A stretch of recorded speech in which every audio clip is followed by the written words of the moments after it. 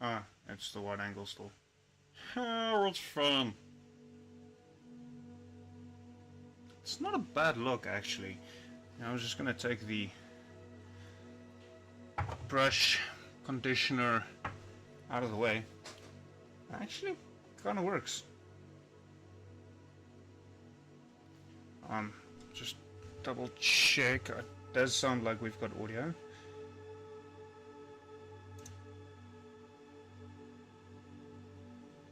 Okay, yeah, there is audio.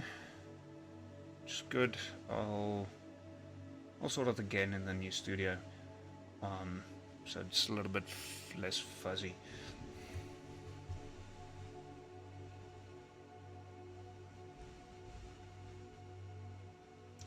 Okay, so welcome everyone. Sorry. Apparently it takes a bit longer to set this up than I anticipated.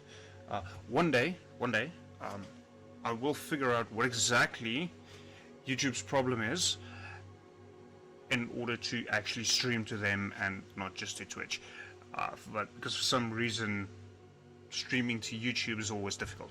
I need to start like 10 minutes before, and I can't just press stream or start stream and then YouTube works. I need to reload YouTube like 20 times and stop and restart the stream from the software like 30 times, and that all takes like 15 minutes.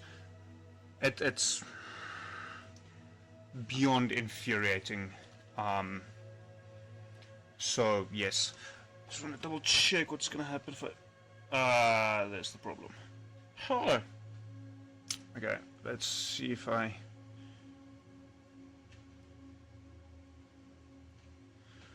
just gonna...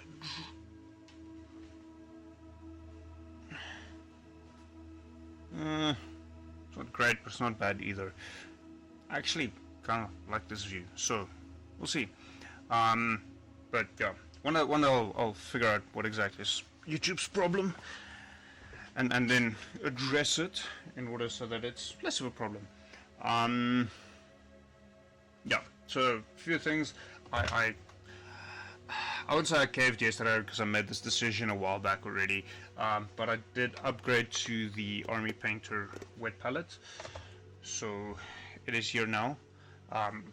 The handmade one I had served me well for,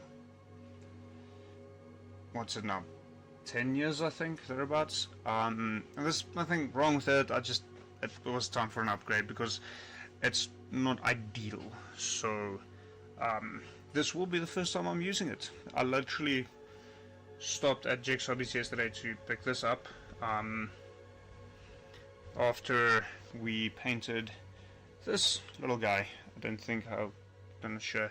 Actually, let's quickly flip to the other.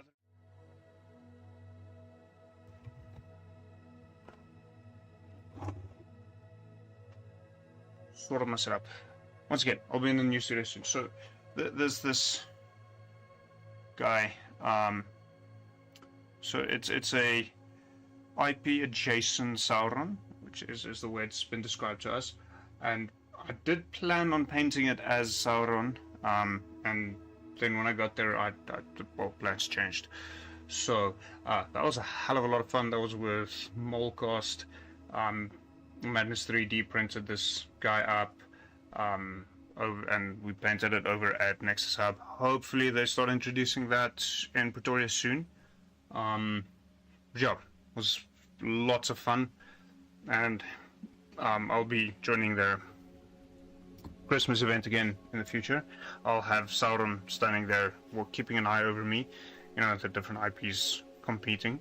And then, as per usual, and I notice I don't have the bottle here with me now, so I'll quickly just go around the corner and grab it. I'm drinking Drayman's again, because what else will I be drinking? Well, that is technically a lie. Last week I did drink something else.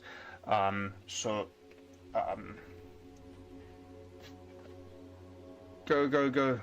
Stop by when you have a chance. They make some lovely beers, and which I don't have in stock, which means I'll be drinking mead, which is also very, very good. Do yourself a favor. They really make good alcoholic beverages.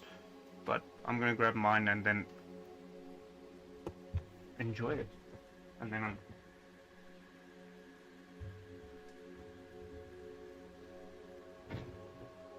so this, I can actually quickly, so this one, it's definitely worth a try at least once.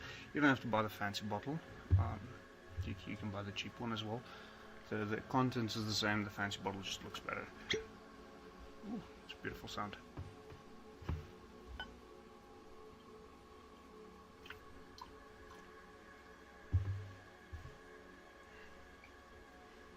That off to the side. Skull. Okay, so in previous painting session, painted up the base colors for the leathers, and washed all of them. Just try and get that. Yeah, like there'll be a lot of aspects of the stream sorted out once I move into the studio, such as having a light from the side of the camera as well, not just from either side. Which also does mean I need to figure out what I'm doing with that specific camera there. That's future Andre's problem. But anyways, last week we started painting up the leathers. Now I'm gonna start. I realize now I never washed Triss's boots, at least in the large model. I think I washed her boots here. No, I did not. Yeah, okay, for everyone else it makes sense because the boots are kind of sort of attached. I don't think I washed Jennifer's boots either. Whoops. Yeah, always fun. Oh, yes, and if it is your first time here, I'm just painting miniatures, and if you have some questions regarding miniature painting, I'm not guaranteeing that I will have an answer for you, but please ask it, and we can chat about it.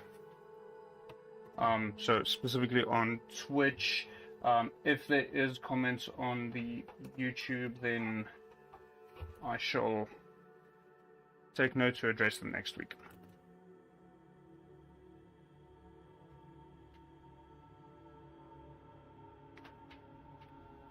Now, if you might notice, I did not dunk my paintbrush in the water first, and the reason I didn't do that this time around is because of the painting comp yesterday. I never actually properly cleaned my brushes, so there's no whatchamacallit, conditioner that needs to be washed off first, which does obviously help.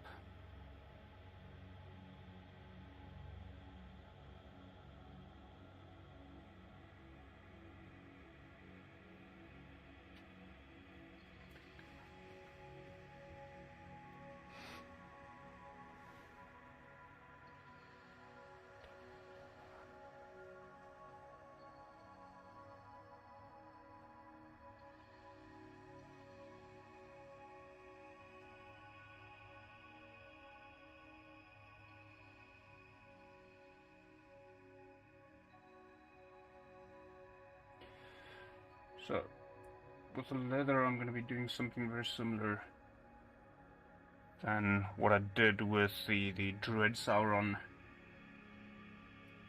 Saruman. Did I say Sauron earlier?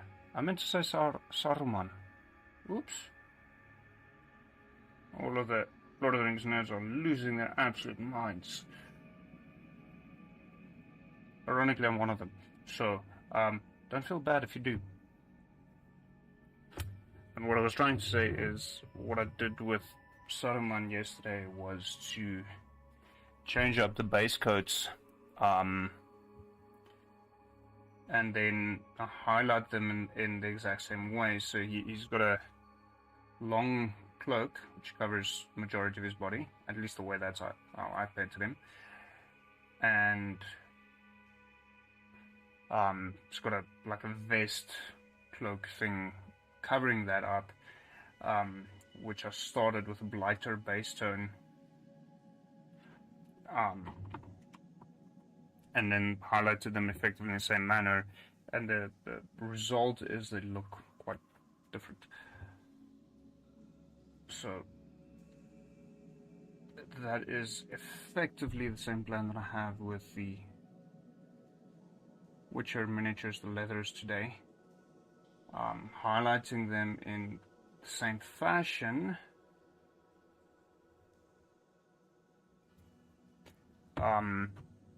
But having those different base coats does mean that they will look vastly different. I don't have water. That is an important one. I'm quickly gonna grab some water to clean my brushes off.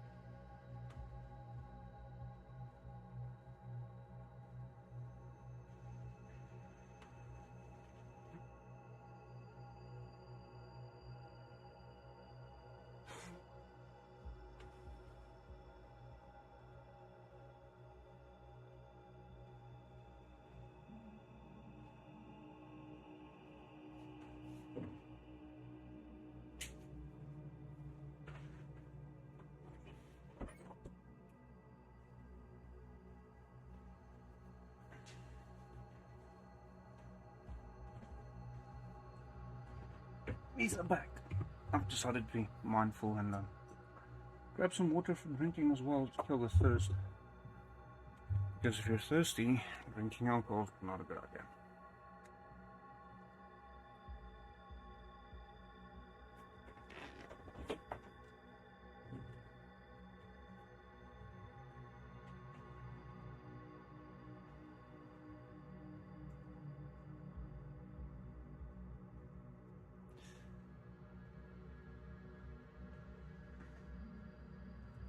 So, for those new, guess you're wondering, yes, I'm listening to different music than what is currently being played through the stream.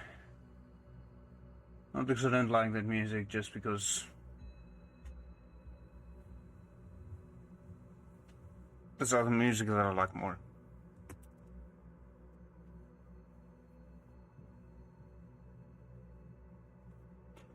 Now, the way I like highlighting leathers is to introduce scratches where will occur. So in spaces where the leather will wear more than other spaces. I like introducing or doing a variety of scratches using actually different colors of brown, tones of brown.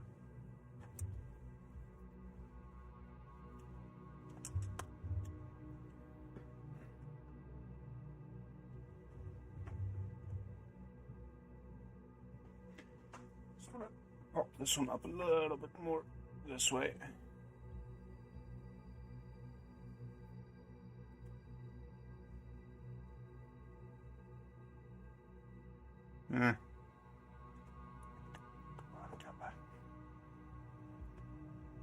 That feels better for me.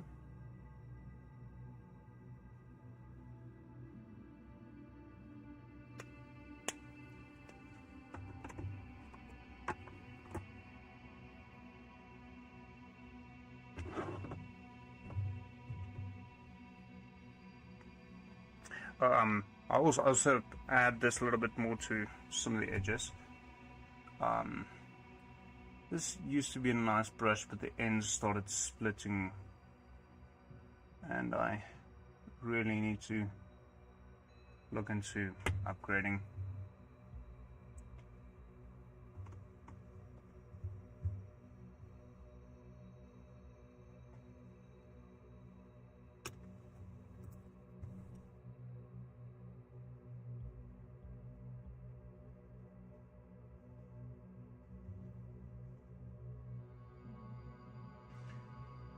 So, and this is often where I think of specifically Adam Savage when he talks about what is the story of the object. Because you think of what the story is, how it will be used,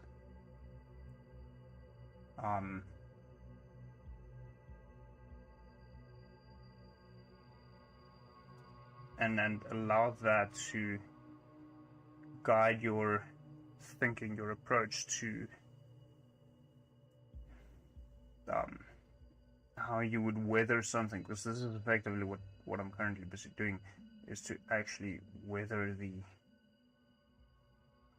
pieces of leather that they're wearing.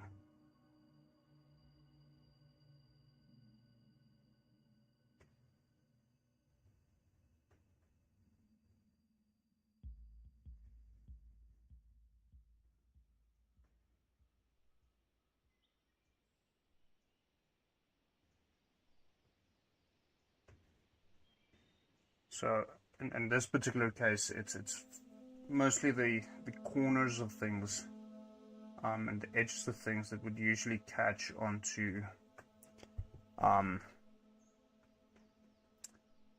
things and then develop scratches as time progresses.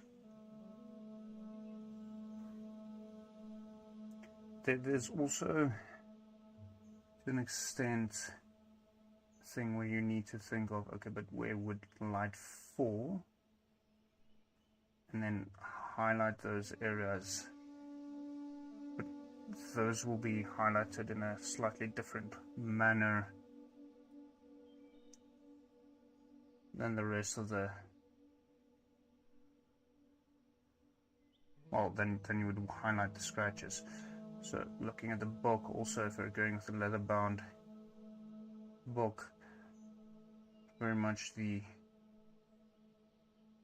corners and the spine gets quite a bit of use.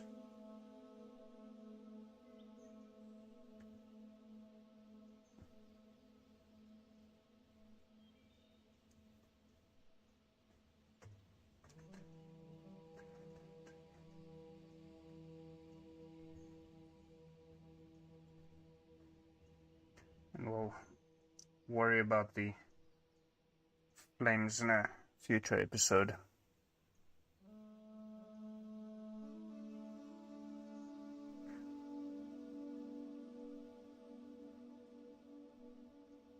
I can make a terrible joke right now, considering that I'm seeing.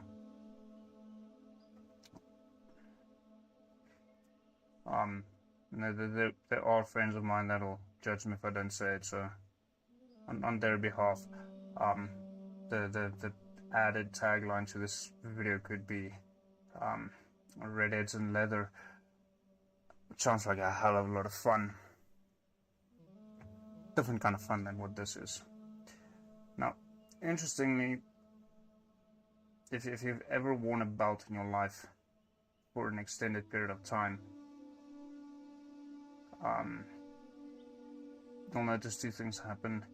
The back of the belt starts sagging, and it's often a lot of wear as you're scratching up against things when you're sitting down.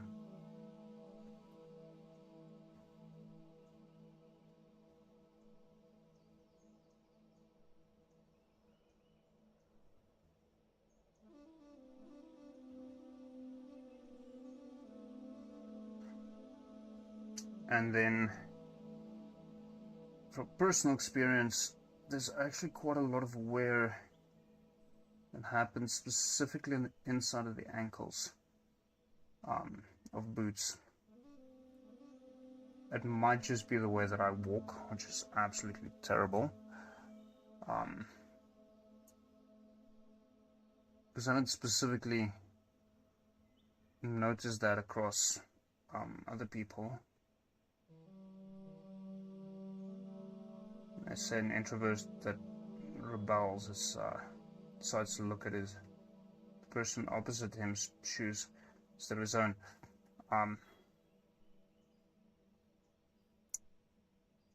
Apparently, I'm not a rebellious introvert because I didn't look at other people's shoes.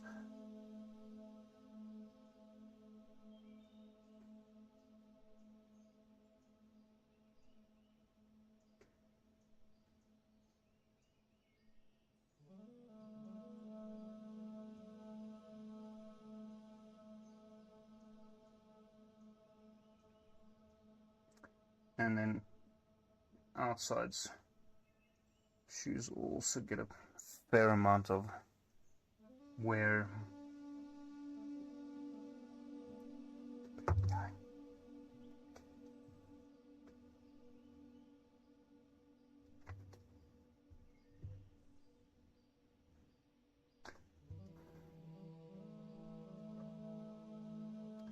So the reason for the thumb thing is to, well, the brushes, running the brush across the thumb is simply to, well, does two things. It checks the dilution of the paint so you can actually see how thin it is, but it also helps a little bit to try and get that finer point in order to get the detail you want.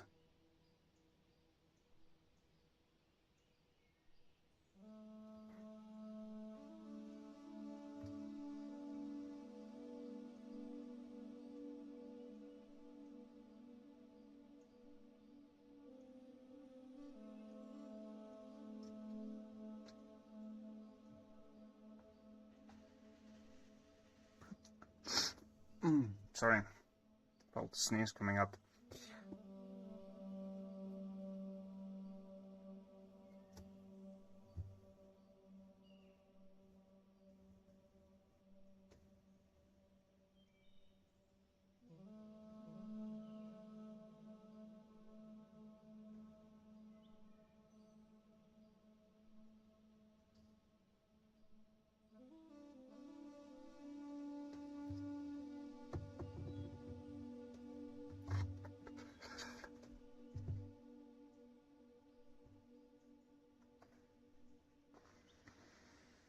So this gets a little bit interesting. Now, on the reference images, as you can see here in the corner, that area, they don't actually have the leather as worn, which is fine,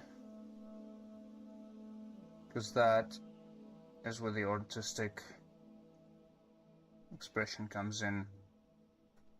And then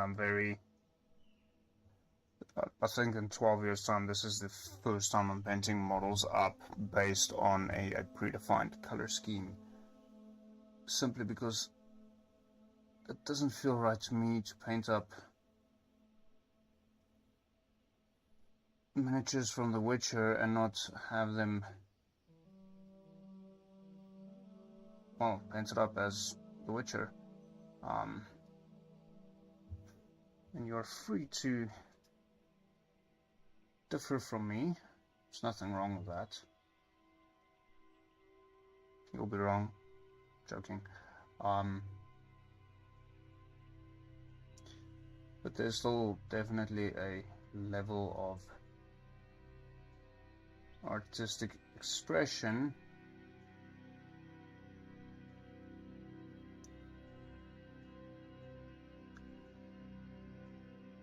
that's supposed to be a black belt.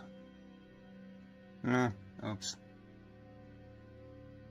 I'll just cover the paints afterwards. So knee pads will obviously get quite a lot of wear, and then the back of the knuckles on gloves will also get quite a bit of wear.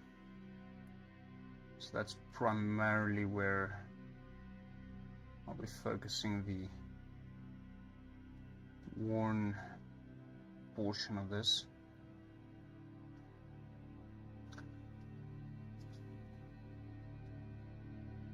obviously where the buckles end and any parts sticking out.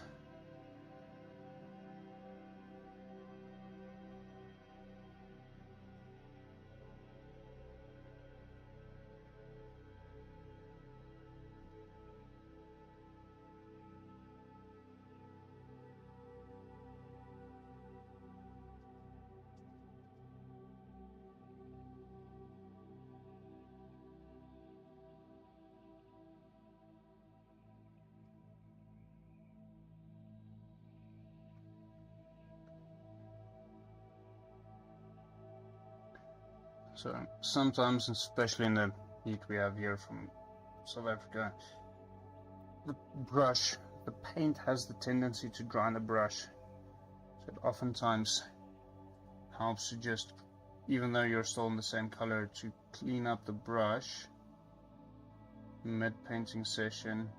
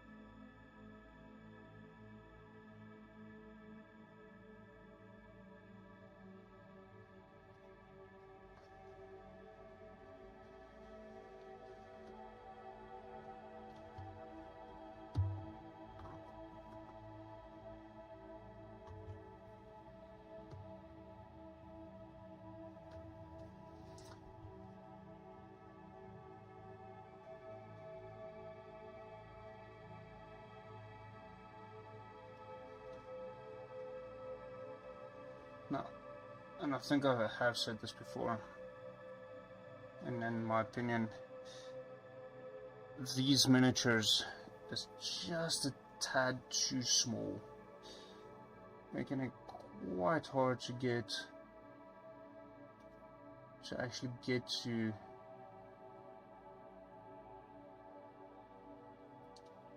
the details proper. Just put Yennefer up.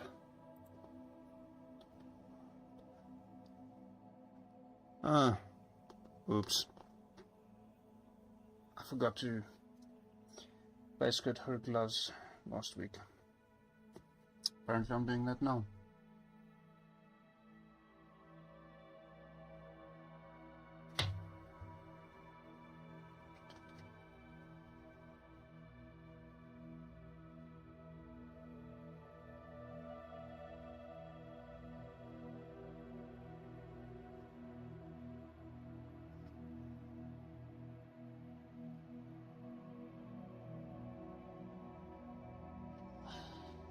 So, eventually the plan for this stream is to actually focus a little bit more on the D&D stuff that I do. I do have currently 2 models,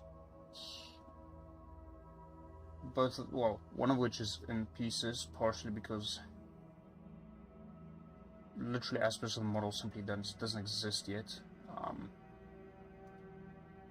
And then one that I also want to customize a little bit before I actually paint her. But both of them are models that I intend to use as a to demonstrate what I have decided the gods within the atmosphere should look like. Now, obviously, with any creative media, it's open to interpretation. But I mean, if you can have a model that tells the vision of the original creator, rather than being speculative about it, But that might make things a little bit easier.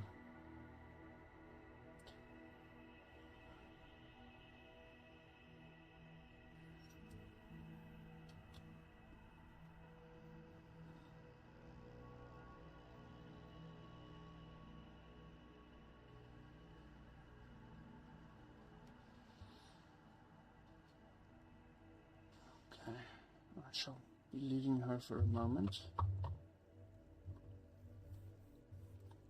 Now, Geralt's leathers is a slightly different story, because obviously being a warrior, his leathers will wear more than other people's, which is it'll be a difficult task.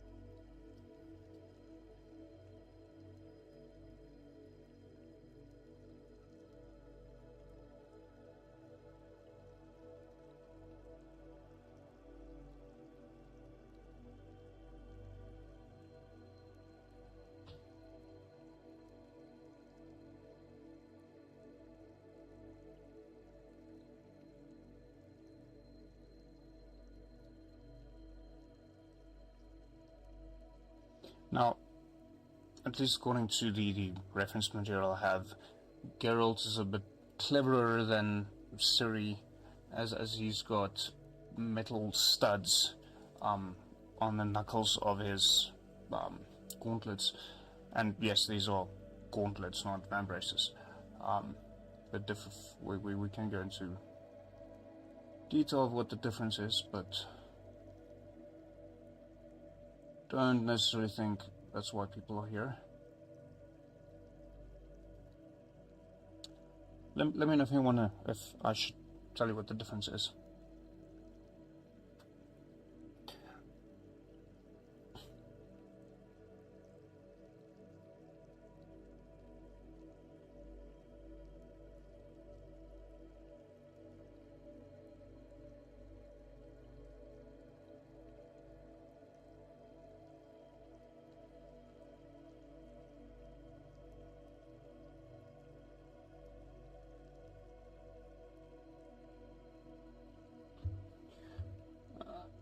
I had the discussion yesterday with someone again. I actually heard it from, the guy that runs Madness 3D a while back. Painting miniatures is easier than painting canvases, for the simple reason all of the details are already there. You just have to give it color. But what I've found I enjoy doing when it comes to painting up miniatures is adding texture. Ah, shit.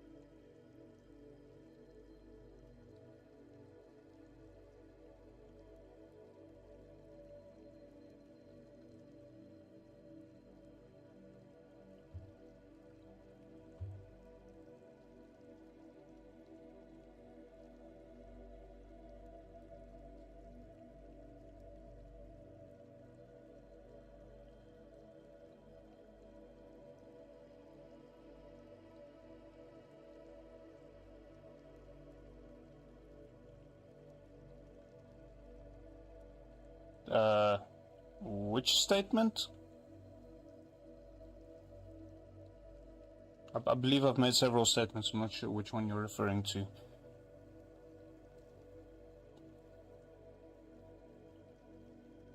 Sorry.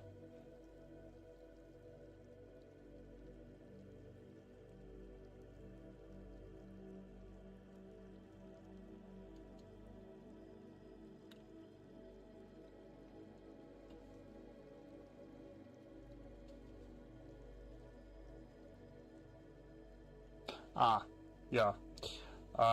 Fair enough. It's a matter of opinion. Some people believe that. So the statement is that minis are easier than canvases. Yeah, it's a matter of opinion. It's a matter of preference. I've painted canvas for. Yes, I'm gonna lie. Trying to think how many more years than I've been painting miniatures. And there are definitely reasons as to why people say that minis are easier. And I think what would be more accurate is to say that statuettes, not necessarily miniature statuettes, but actual statuettes, would be easier because you don't have to add necessarily all of the detail, because that's the main argument. But yeah, sometimes canvas is easier, and in a lot of respects, there's a lot of things that I'd much rather paint on canvas than on a miniature. So that is the absolute beauty of art.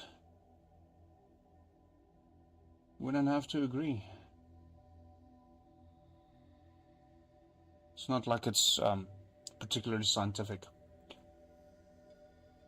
In science, you've got a theory which you propose, and then through rigorous testing, that theory either gets proven to be factually correct or incorrect. At which point, just carry on with your life. Whereas art adapts and changes as the years go by. So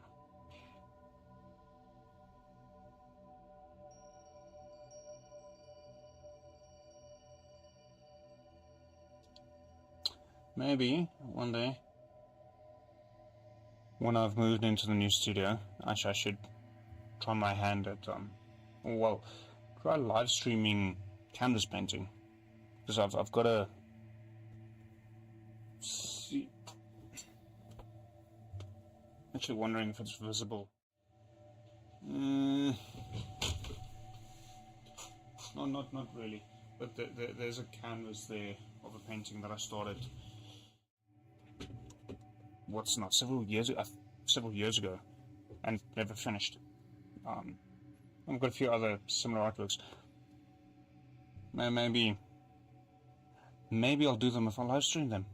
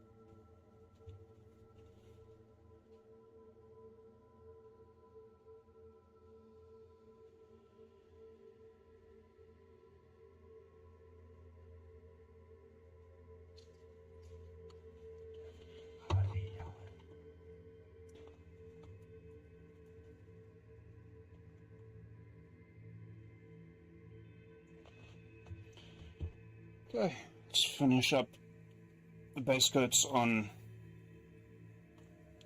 Jennifer's gauntlets.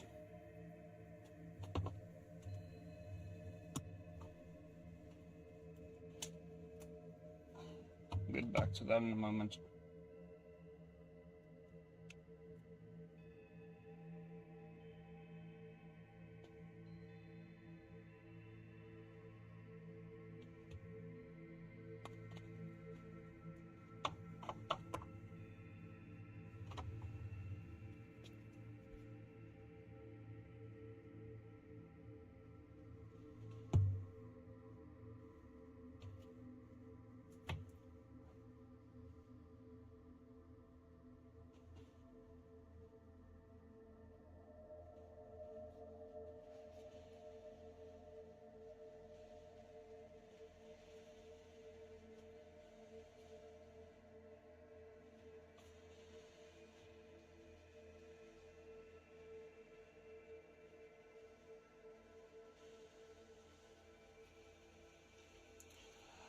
So I'm very similar to you in that, Annalisia, I hope I've got your name correct.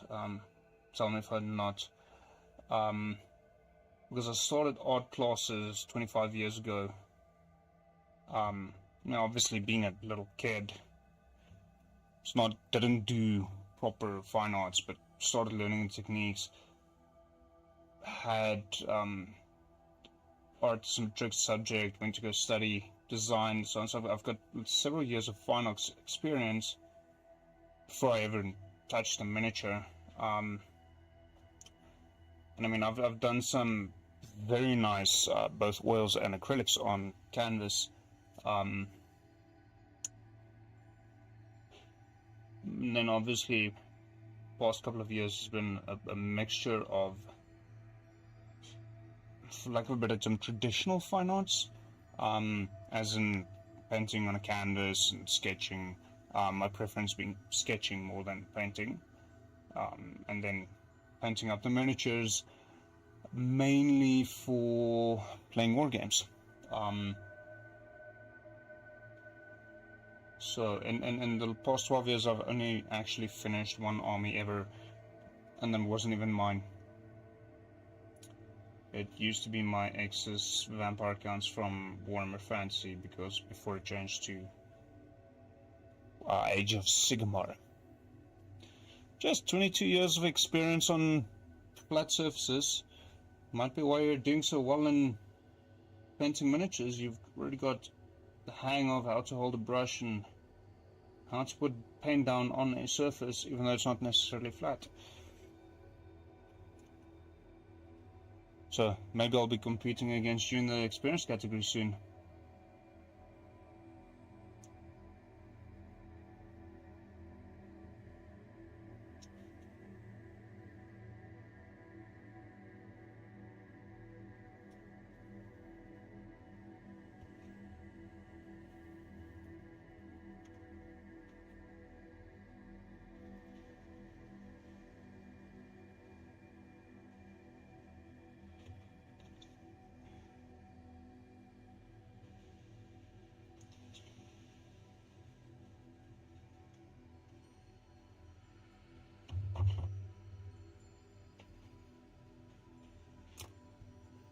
So, running scratches on leather, these two colors are probably my all-time favorites.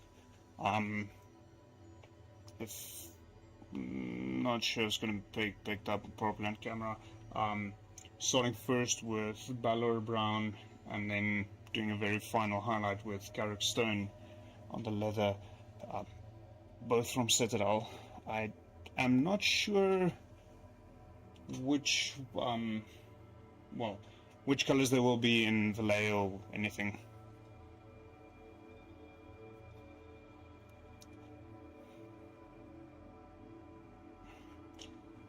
Catching up to me and Dylan in the next 3 months, that's a feeble target. Why not catching up to Tian? We're a little bit below him still. But no, please, we need more challenges in the experience category. Yeah, I think the next painting competition as such would be in about 3 months.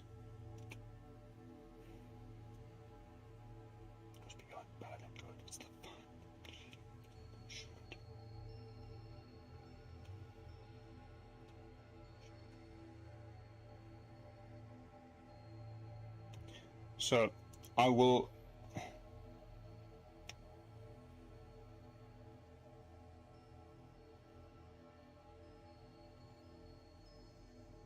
I haven't actually joined the Comic-Con painting competition, believe it or not.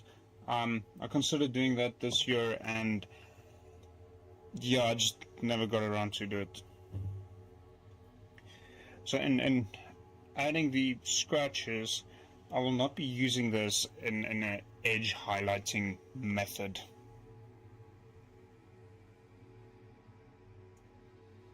I'll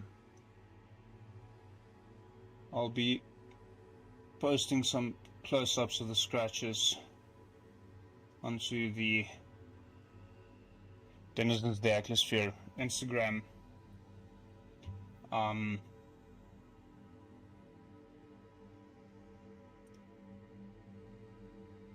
So to make it a little bit easier to see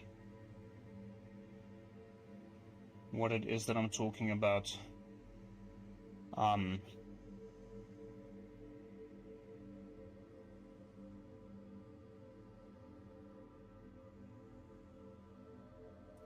So I think especially on the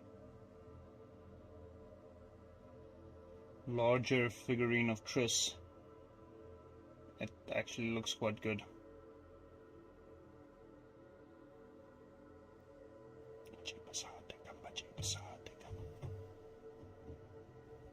Oh wait, so I'm going to do scratches in the book as well.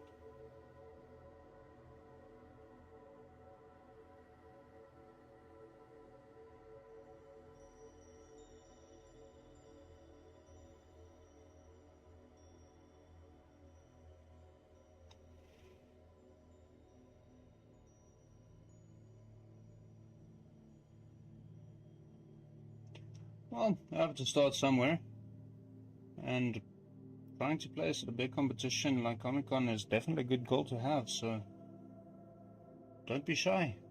And along with that, ask people around you that have been painting for a while longer, well, just people painting miniatures.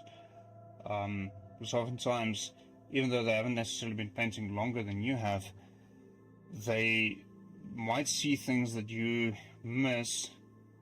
Because, and this is one of the hardest things that I had to learn in terms of art, and specifically taking critique from the people around me, is understanding that you often get so zoned in with your art piece that you're creating that you miss easy to notice things.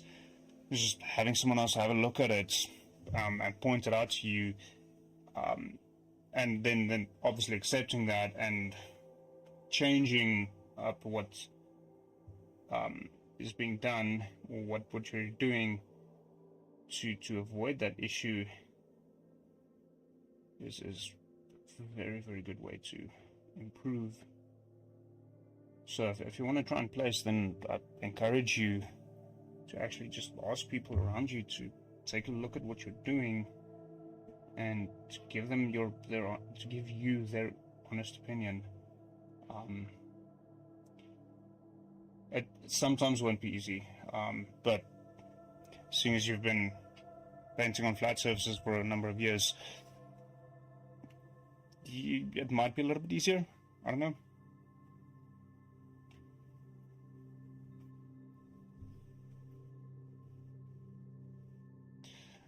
But yeah, I'll join Comic-Con painting comp for the fun of it. More than trying to actually place.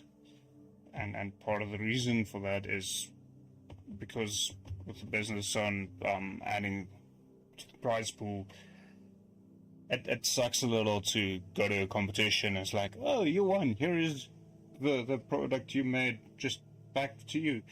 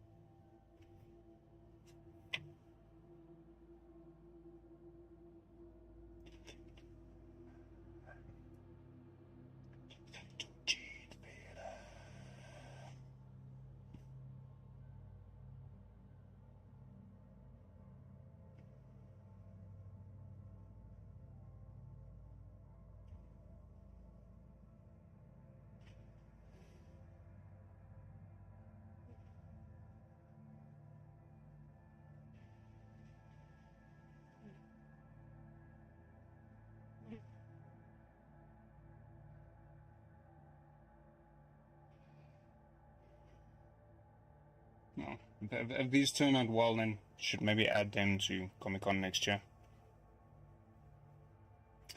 Now, I know I did, so I'm not going to use this color to highlight non-scratched areas, but I'm going to try something. If it doesn't work, I'll just strip the miniature and try again.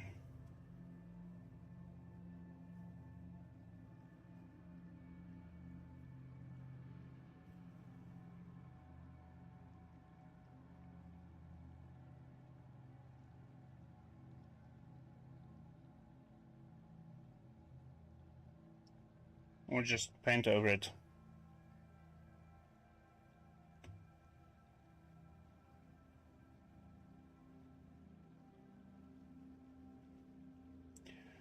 Yes, there I will agree with you. I do believe there's a lot more resources in the past 2 years alone than previously, especially with the events over at Nexus and the painting comp at Comic-Con, that with Richard being up there. I mean, when I started painting miniatures, we were a bunch of random wargamers getting together, and there were a few people that were absolutely excellent at the miniature painting, but nowhere near to the extreme that we have today. I mean, I've had more conversations about painting miniatures, I think, in the past 2 years than I've had in the previous 10. Simply because we've got a fairly consistent get-together of like-minded people just sitting around painting miniatures.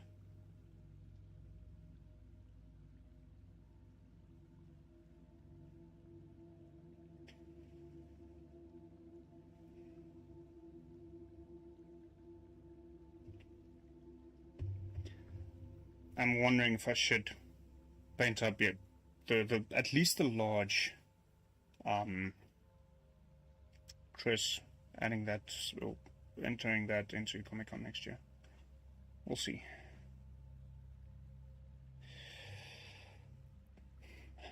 I love the community, except for one small aspect, but that's a very personal aspect. A friend of mine actually discovered the painting comps, I think, end of 2022, if I remember correctly. Yeah, it was not just, it was 2 years ago now. And he sent it to our friend group, because all of us are into miniatures and war games and just a bunch of nerds, metalheads, nerdy metalheads, metalheady nerds, whichever way around you want to go. And out of the three of us that is in South Africa, I'm the only one that actually went. So that part sucks for me as the community. Someone else introduced me to this, but he's never actually been there. Sucks. But that's just me. Nothing wrong with the rest of the community. I love those guys, especially the mold guys, getting along very, very well with him.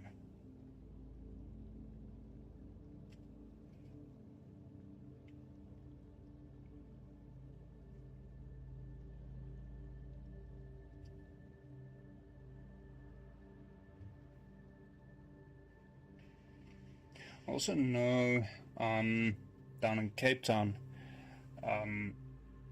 with specifically the Infinity guys, they're actually building the tabletop wargaming community as well as the miniature painting community, because part of that, they're currently running a slow grow for Infinity the game, and a part of the slow grow is actually to get your army painted up,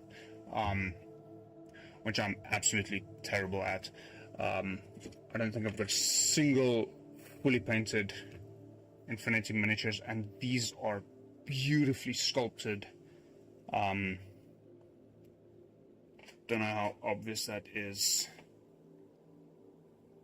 I really need to do something about the light in this shot. Beautiful sculpts that really lend themselves to be amazing to paint. And in the 3 years I've played Infinity, I haven't actually finished a single miniature. I've been terrible at painting miniatures.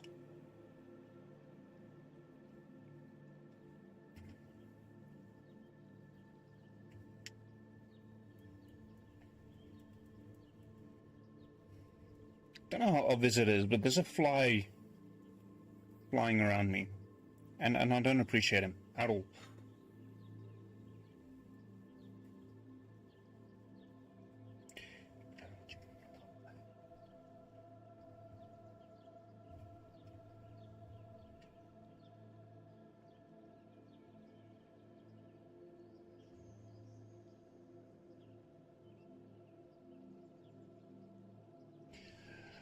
So, part of the reason why I'm pushing to get the miniature, the Witcher miniatures out is, and I've said this is mainly on the D&D live streams on Wednesdays, but in December I'm moving to a new space where I will have a dedicated studio for the live stream, and a portion of, well, just be a kind of a general just nerd room.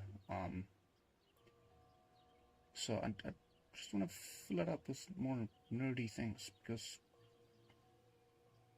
it's fun, and that's who I am. I put up a bunch of metal band posters and Lord of the Rings posters, and beer posters, and you pretty much have me.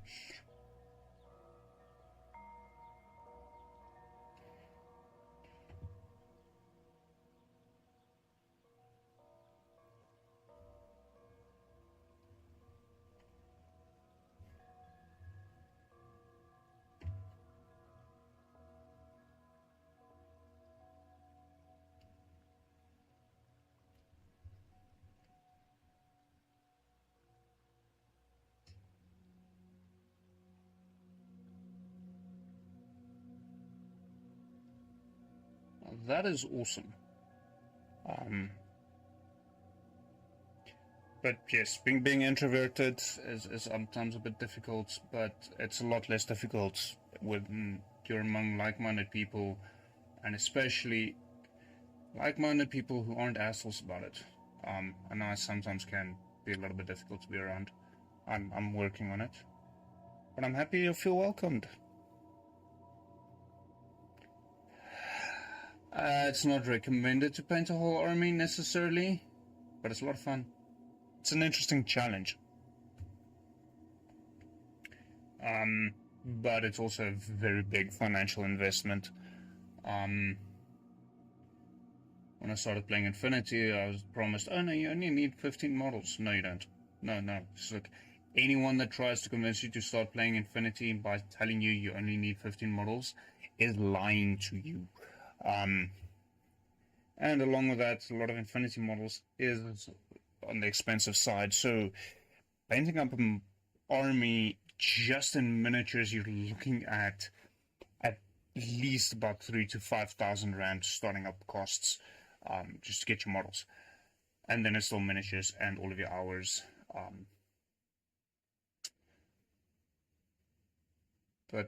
And then cohesion between models. Because you need to have all of the models needs to look as if they're forming part of a army, a single unit. They need to be cohesive in order for an army to make sense. So that is also, I mean, I've painted, I'm trying to think now how many, as my Dark Elder army is close to finished. I'm trying to think how many Dark Elder I have painted. It gets a little bit tedious. It might also be why I'm putting off the Tomb Kings, because I've got quite a big Tomb Kings army.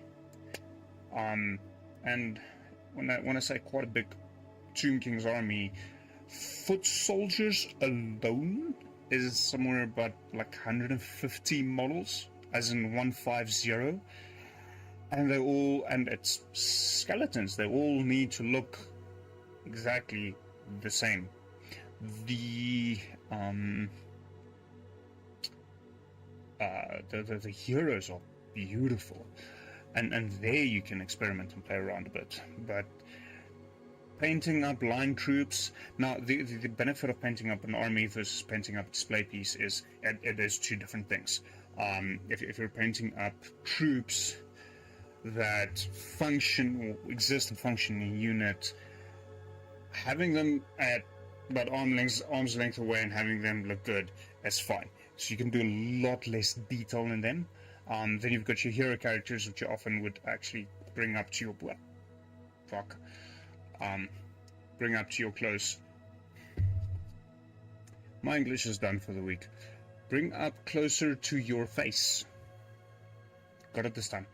To look in detail, and then a display piece needs to wow you. But yeah, painting up an army, it's not for the faint of heart. It does get boring fairly easily. Most of us do what we call batch painting. So you'd have 10 or 20 models in front of you, and you'd have a color out on your palette, paint everything, every part of every model that has to be that color, go through all 10 or 20. And then when that's done, you get your next paint out, carry on. That is also where the contrast paints from Citadel and the speed paints from Army Painter and really excel. Because giving them a good undercoat or primer based on what you want to do, that's also where Zenithal primes really excel if you quickly want to add lights and shadows. And then adding details, or then just adding the contrast paint over Zenithal can get you very close to a good tabletop standard very quickly. So in my opinion, if you're doing larger army batch painting, yeah, sure, get yourself some contrast. If you want to do more display pieces like this, contrast is a tool that you can use, but learn how to mix paints, learn how to layer paints.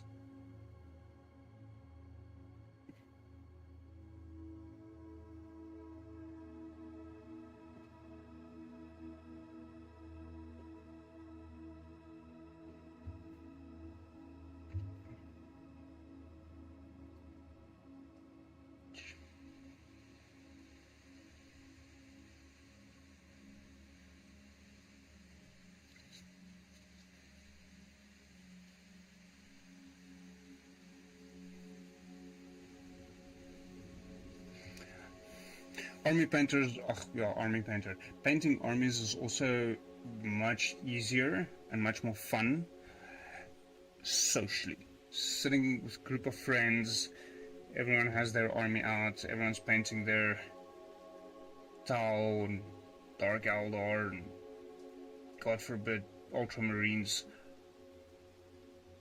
It's a lot more fun than sitting on your own.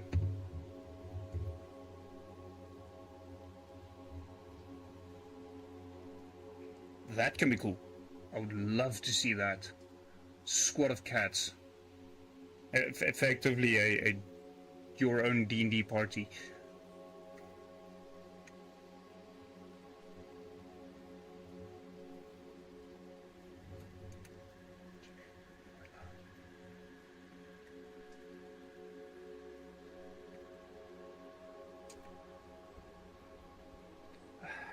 So layering versus wet blending, different skills, different techniques for different purposes. If it makes you feel better, I'm still trying to figure out the wet blending aspect. I'm very good at mixing on a palette and then applying to a subject, so whether it be a canvas or a what's his face, miniature. I'm sitting with a thing in my hand, I can't remember its name. Sorry, Jennifer. So mixing on a palette and then applying it to a miniature or a canvas, there I'm good at. But actually blending on the subject itself, I struggle with that. So I did tell Tian that with the next event,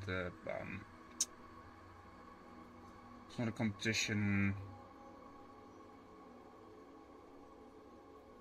I'm striking a complete blank now, but the missile toad, the 16th, I want to sit next to him and have him just guide me through his wet blending underpainting that he does, because I very much want to learn that. I really like how his models come out at the painting comps. I don't know if you've seen the one he painted yesterday. It's phenomenal. So really want to try learning that. And then the other thing I also want to focus on in the next while, it won't be too difficult for me because I have done it before, but not on a miniature, is the non-metallic metals. And this is oftentimes where the whole conversation comes up of painting on a flat surface and having to add all the details versus painting a miniature where the details exist. On painting on a canvas, you have to paint in non-metallic metal in order for something to look metallic. It doesn't just automatically happen.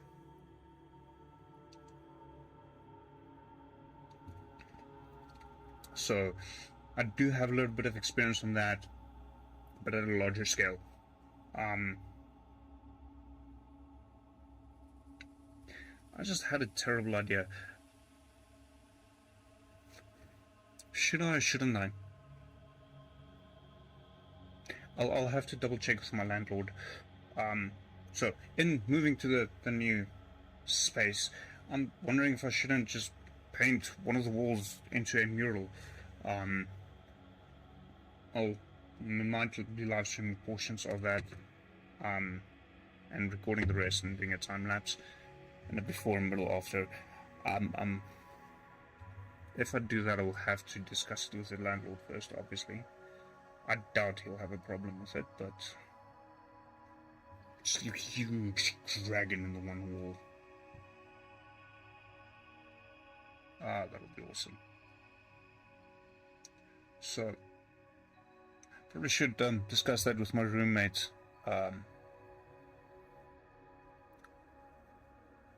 Before I commit to that.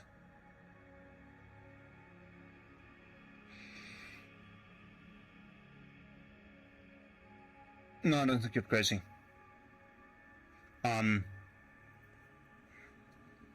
Yeah, I don't think you're crazy for wanting to learn layering. I mean, it's exactly what I'm doing currently in order to build up detail in places where it doesn't exist. And specifically to give the indication of having scratches on the leather.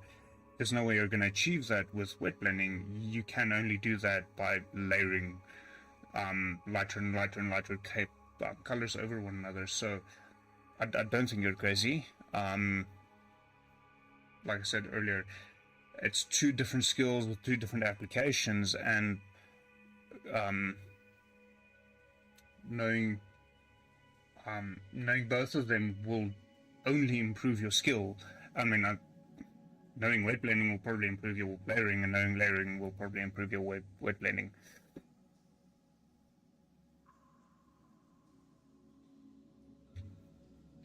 Send me photos when you're done. I'm not a big Harry Potter fan, but I would definitely love to see that.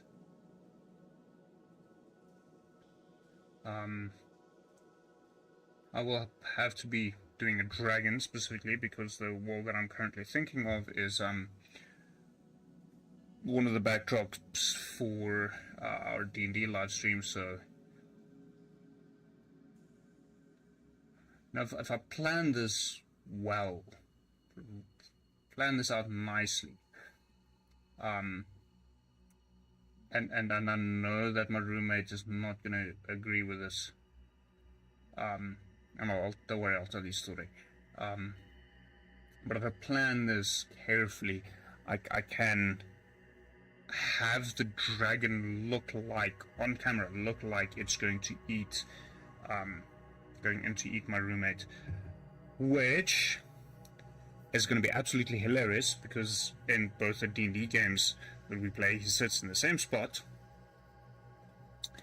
And in the one campaign, his character, well, he's had 2 characters die to the same dragon. Slifio, Mike, Pullover, Fitich Blomani, Marcus. So if I plan this carefully, I can have the Mirror of the Dragon eating Mike.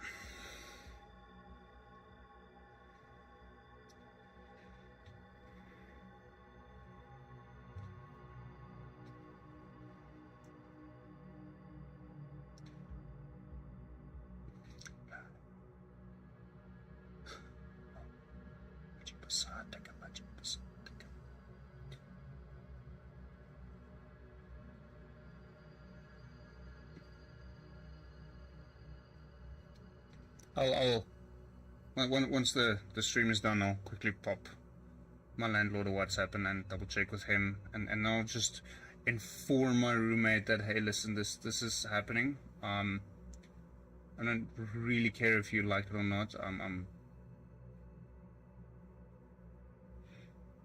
But yeah, I'll have to get him to sit down so I can determine whether Dragon's Mouth has to be. What I can do to make it absolutely worse is his first character that died to a dragon died because, well, was instantly killed due to the dragon's fire breath. So have the dragon blow fire over Mike or something. He's never gonna forgive me.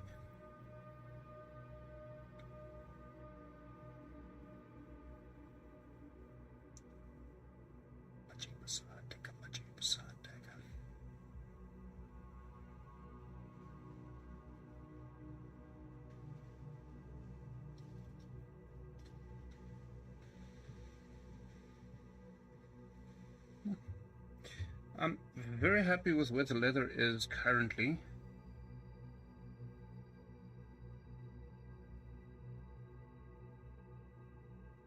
Now, for the people usually participating in Saturday events, yes, I'm taking my time with this. Why? Because I can. And I'm painting 4 models at the same time. I'm also doing things that I can't do on Saturday.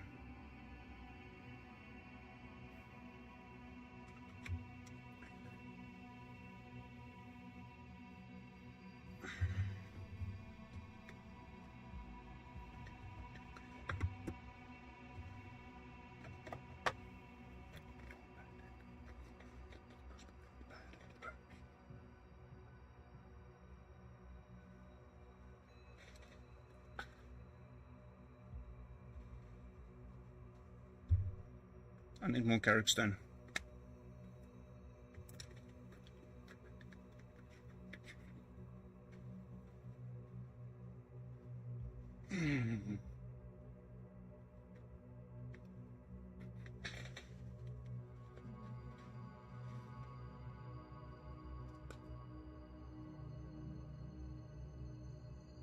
It wants to move, but it doesn't. I do believe I might have to add a bit of something in just to get a bit more fluid.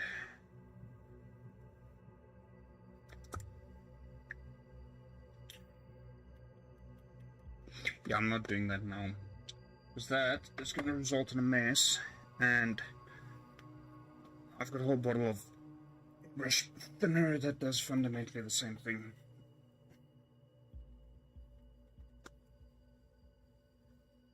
Okay, apparently I'm not doing that now. So, which does mean pop out the ones that I need. No, well, so that I can remember they need to be revived. Paints dye.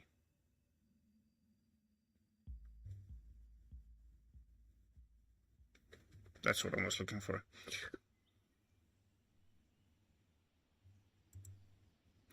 So Yennefer is nice dark blue. Triss is not too dissimilar.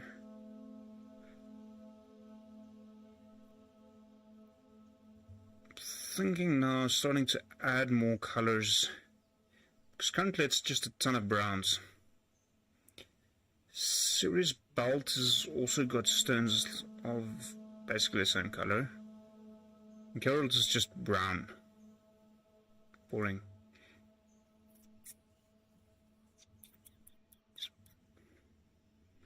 So, order of operation is important when painting miniatures because some things make more sense to do it later.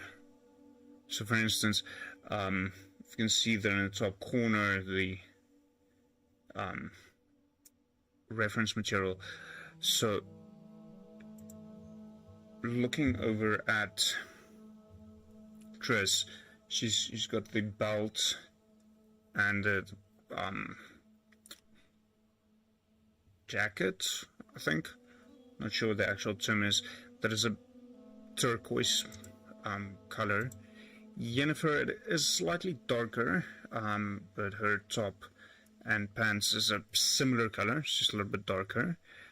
And then looking at Ciri, she's got a collection of stones in one of her belts, which is also a similar color. So doing them at the same time makes sense. Geralt has none of that sort of things.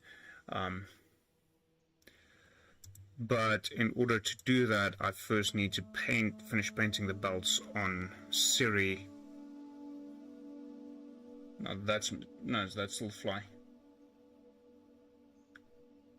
For a moment I was worried there was some mosquito. So I need to finish up the belts.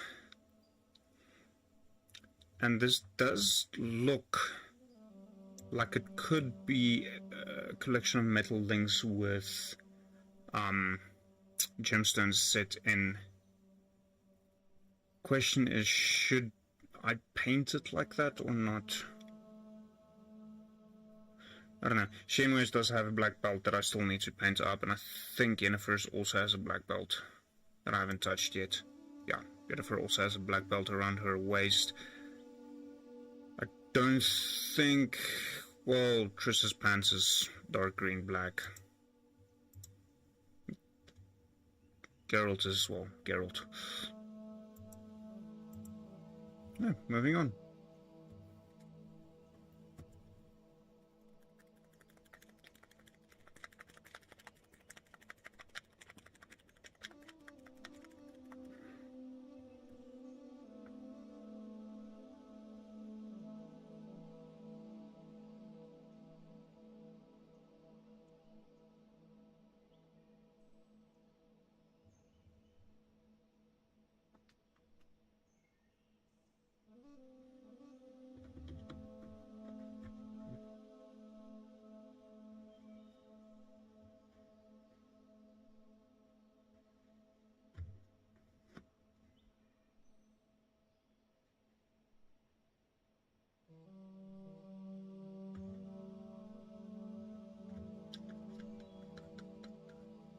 This is an exceptionally thin black.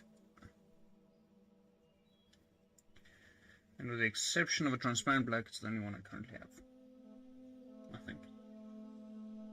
Yeah, I'm not counting null oil because that's a wash.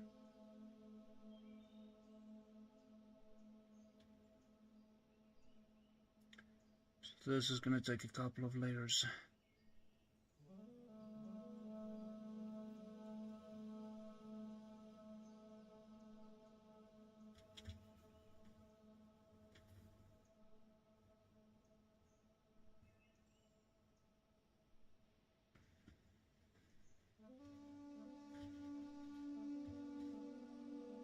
But it's going to look good.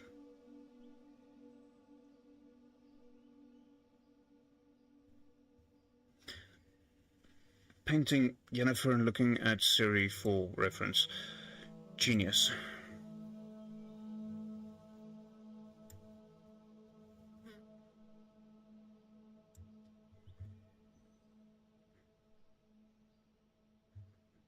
So this is an interesting question concerning the miniatures.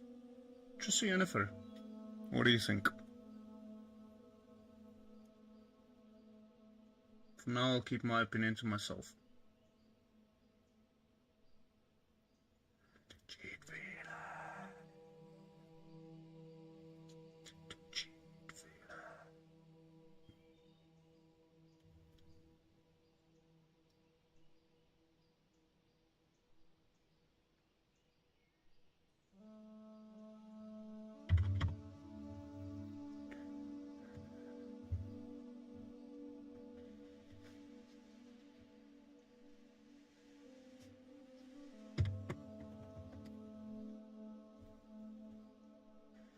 It'll be good to get some color on these guys so I can stop getting confused with them.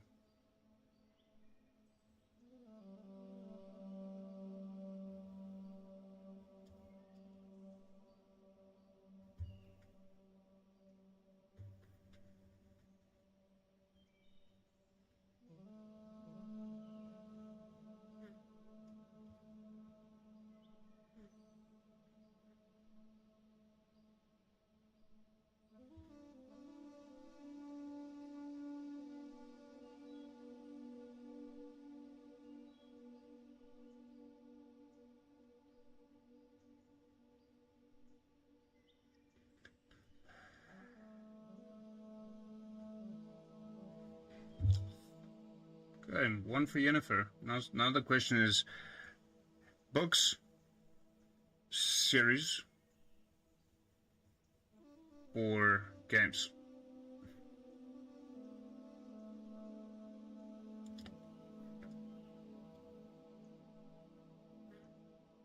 Don't worry, I'll give you my opinion, because it differs based on which media we're going with.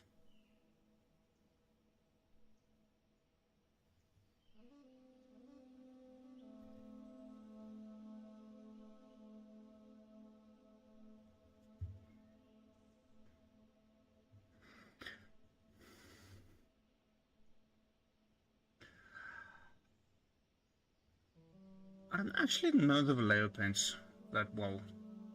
I've heard good things, but don't have any experience. I don't think I own any Vallejo. No, I've got a few army painters. Fairly large amount of MIG ammo, mainly their airbrush range. Some pro crawls. They're actually quite nice, and then quite a bit of Citadel that I'm slowly phasing out because the bottle design is shit. Okay, so book Yennefer. There I do agree with you. Series, in my opinion, is Yennefer, because Triss doesn't exist. Let's be honest. The way Triss is being described in the books versus how it's portrayed in the series, it's not the same character, not even remotely. But games, Triss, all the way.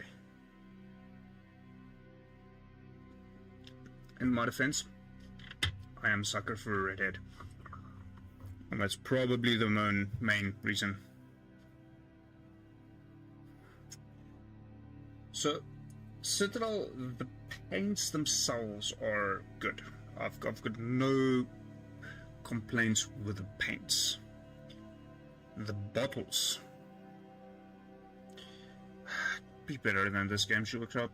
Just be better. If you're new to the miniature painting hobby, and you haven't heard this, the Citadel paint pots are extremely difficult to close properly, and as a result they have the tendency to dry out to the extreme that I know of several people who decant the Citadel paints into dropper bottles so they can actually get the benefit of the good paint, but they don't have the struggle of the terrible bottles. That also resulted that all of my dropper bottle paint racks most people notice they're a little bit larger than the Army Painter, the Vallejo, and the Make Ammo bottles. And the reason for that is the dropper bottles empty dropper bottles that you buy in South Africa is just slightly larger than these ones. So I've accommodated my paint racks for the people who decant the Citadel into those bottles, and I'm contemplating should I go through the expense and the time to actually decant my Citadel as well, because there's so many Citadel paints that I really enjoy, but they're starting to dry up, and it sucks. It really sucks. I have fallen in love specifically with the MIG ammo paints because they've got a very large airbrush selection, and running or playing with airbrushes is, well, started doing that a bit more aggressively recently, and I really enjoy the airbrush to the extreme that there are miniatures that look quite good, but I haven't actually touched them with a traditional brush yet. They've only been airbrushed, and there are some really amazing things you can do with the airbrush. So I want to play a lot more with that, a lot more than I currently am.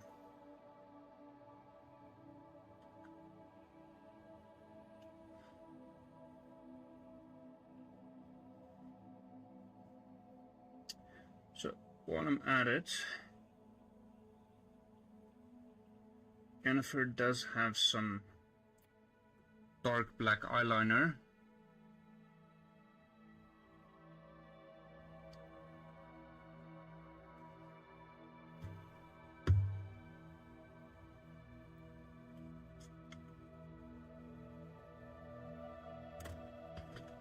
Get other brushes quickly.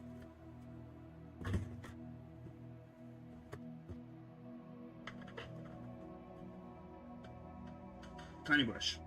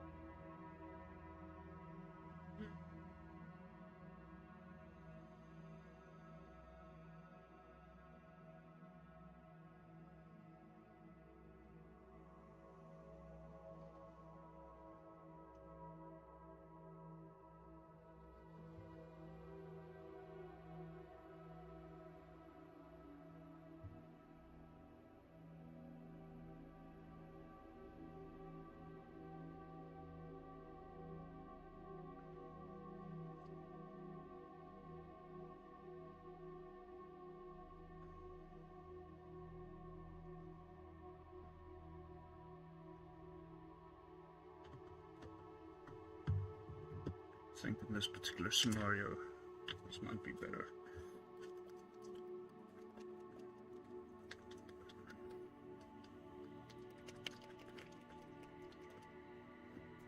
An airbrush is a fun toy. I wouldn't recommend it to just everyone.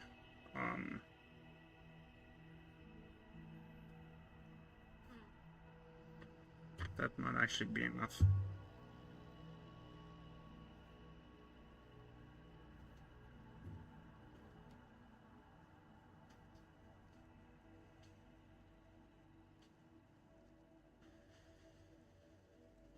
Ooh, yeah, that's a lot better. I'll click comment now. I'll just need to concentrate quickly.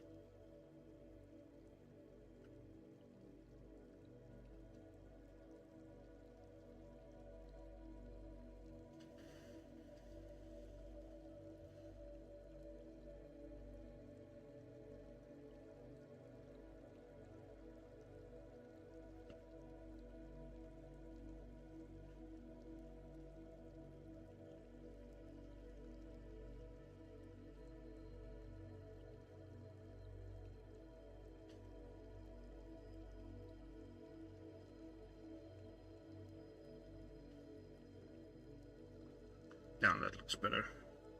So,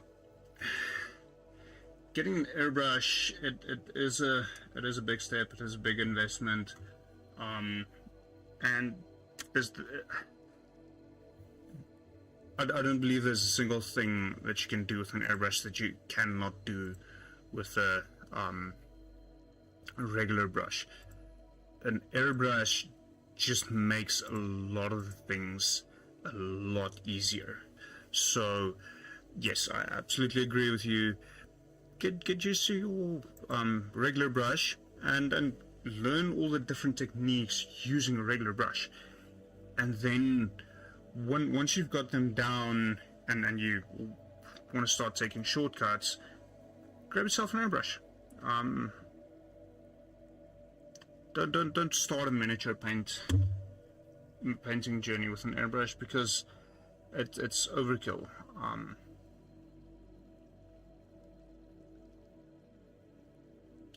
Admittedly, part of the reason why I got an airbrush is years back, me and a couple of friends were actually looking very seriously at doing quite large cosplays, and part of the reason I got an airbrush was actually to paint aspects of the cosplays we were planning. So my initial thought to getting an airbrush actually had nothing to do with miniature painting, and now, is it 5-6 years later, we haven't painted a single cosplay piece yet, but we've painted a lot of miniatures with that airbrush. I've since gifted it to one of those friends because I upgraded my airbrush to a slightly better one.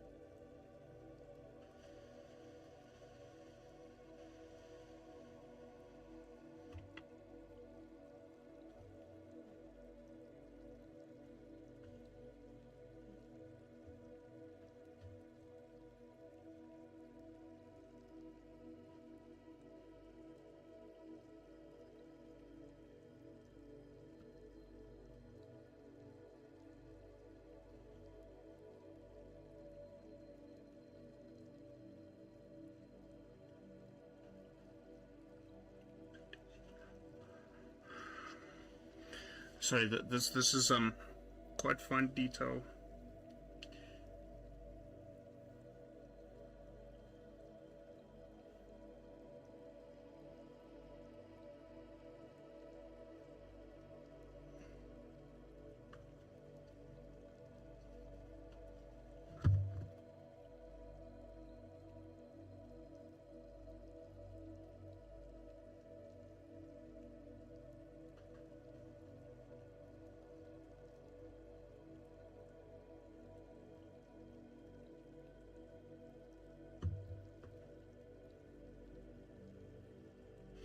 I did see Nexus Hub had what they call beginner airbrushes when I was there yesterday for, I think it was something like $300.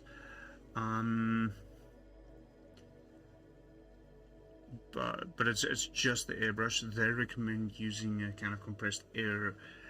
You will be able to run them from an air compressor, but they didn't look all that great to me. As in, using one of them, you almost run the risk of being put off from airbrushes because of bad experiences.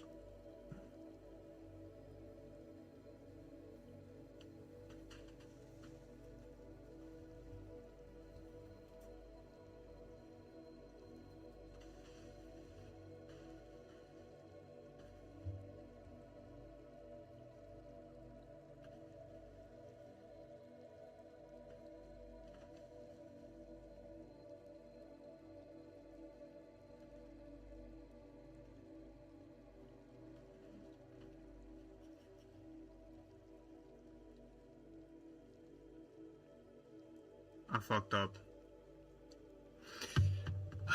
The brush slipped. Damn it.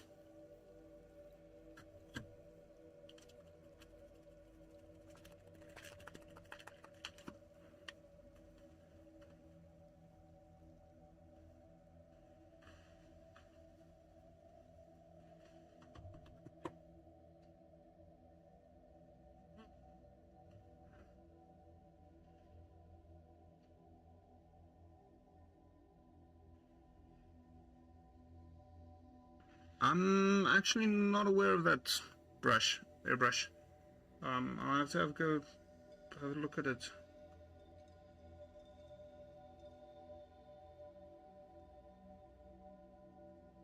Crisis averted.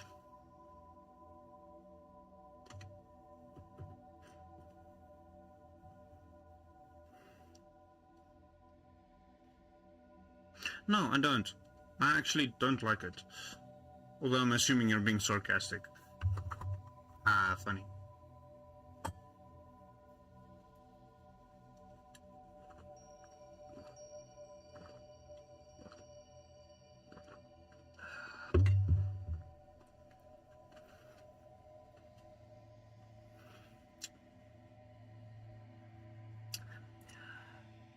I just realized that in the corner of the front-facing camera, you've been looking straight at C3PS's butt for the whole stream. Oops. It's not a bad price. Especially not if you're looking at a starting off airbrush. I think I bought mine first airbrush secondhand. I think it was something about $600, and I mean it served me well for 5 years at least. Nothing wrong with it. And I recently, beginning of the year, bought my second airbrush. But I mean that was really went out of my way to step it up.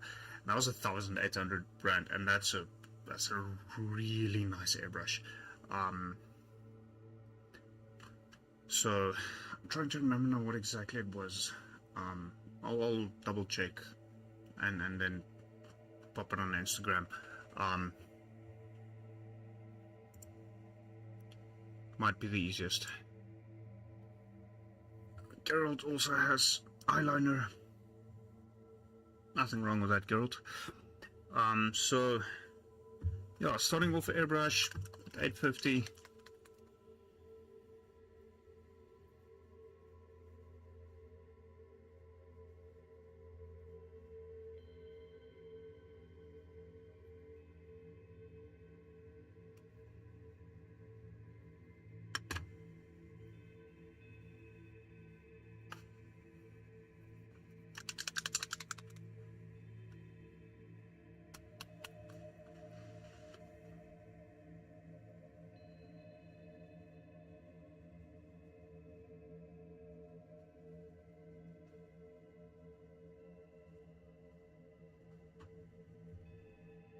Okay, that's gonna be just too little.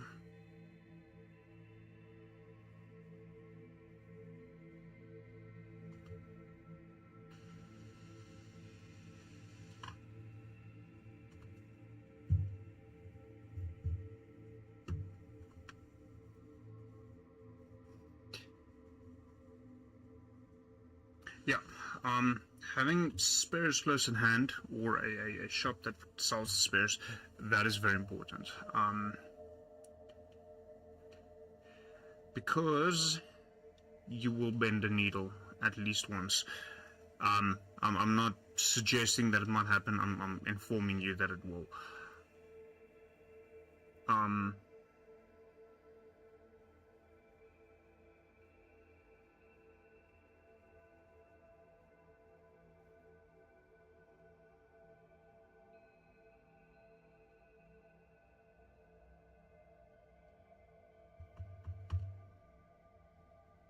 So, having accessible spares for a mechanical device is important.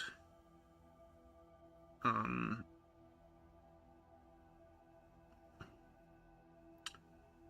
currently a little bit frustrated because my air compressor is currently giving me issues.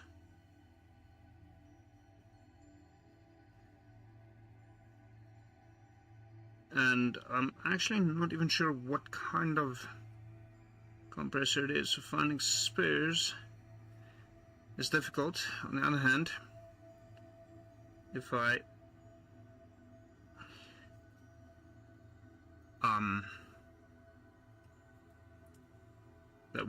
the airbrush compressor. Not I do have large compressor for larger projects as well, which is kind of beneficial, because if I have a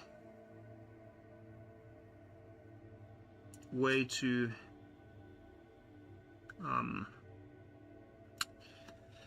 properly regulate the large compressor, then I can actually run the airbrush from the large compressor as well. And the nice thing about that is I can actually, if I do that, then I can actually seriously look at doing an airbrush day, or host an airbrush day where we have the large compressor compress, and then have a manifold and have like 5 or 10 airbrushes running from the same compressed tank. And we don't actually need to have all of this noise constantly running of the different air compressors constantly going up and going down as they compress air for, well, airbrushing. Maybe in the future, we'll see.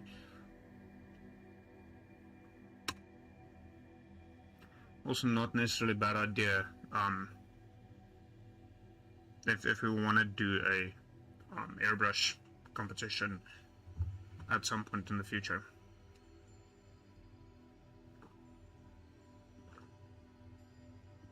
Anyways, I see it is 10:15 already, and I still need to get dinner. It's been a crazy day, and take a shower and all that kind of stuff. So I am thinking I'm gonna call it here. I didn't really get as far as I wanted to. I did do a couple of things which did help. I'll be posting an update photo on the Denizens of the Atmosphere Instagram, so if you're not on that already, please do follow. I regularly post photos of the miniatures and painting there, as well as reminders of when we're live streaming.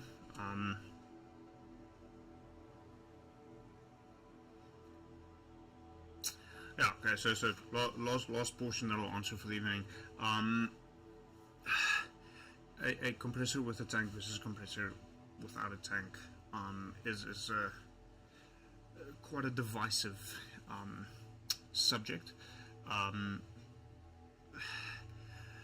There are definitely benefits to a tank with a compressor.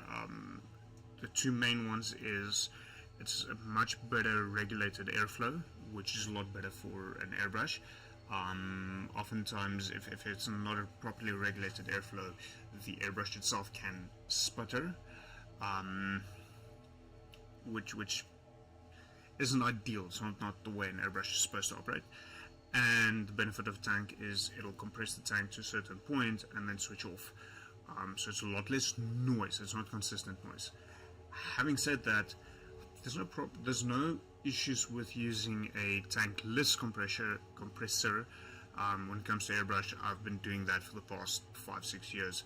I've never had a tank on my airbrush compressor, and I've gotten good results. So my opinion is a tank isn't necessary. It is probably better. I can't say for certain because I have no experience. So it's probably better in terms of airbrush consistency. Knowing from experience, it might save you years. But if you're on a budget and you cannot justify the extra $1,500 to get a compressor with a tank, you can actually add a tank later onto a existing compressor. So buy tankless if you're on a tight budget, and add a tank later. If you can't justify the tank, then do it. But that is my 2 cents. So, but anyways, I unfortunately have to call it here for the evening because there's a few things that I still need to do. I shall be... Wait, before I call it, brush cleaning, and I don't take this to the painting comp with me because it's a little bit difficult. Now, that is airbrush cleaner. It still works, but it does need replacement. So when I've finished painting, so during the actual paint itself, I only use regular tap water. But when I've finished painting in a session, I would actually go through properly, clean it out with the airbrush cleaner. Remember to clean it with water afterwards, because the airbrush cleaner does have a bit of thinners and things like that in. And then to protect the brush, I add a little bit of brush conditioner as per instructions on the bottle. And then next time I paint, I'll just pop it in some water and rinse off the conditioner, and then carry on from there. And this brush doesn't fit in here. What fun! So I shall continue doing this. Thank you for everyone that joined and joined in on the chat. I'll be back on Wednesday with World Building Wednesday. So no D&D this week, unfortunately. And then the Miniature Madness will continue next week, Sunday. Enjoy what's left of your evening.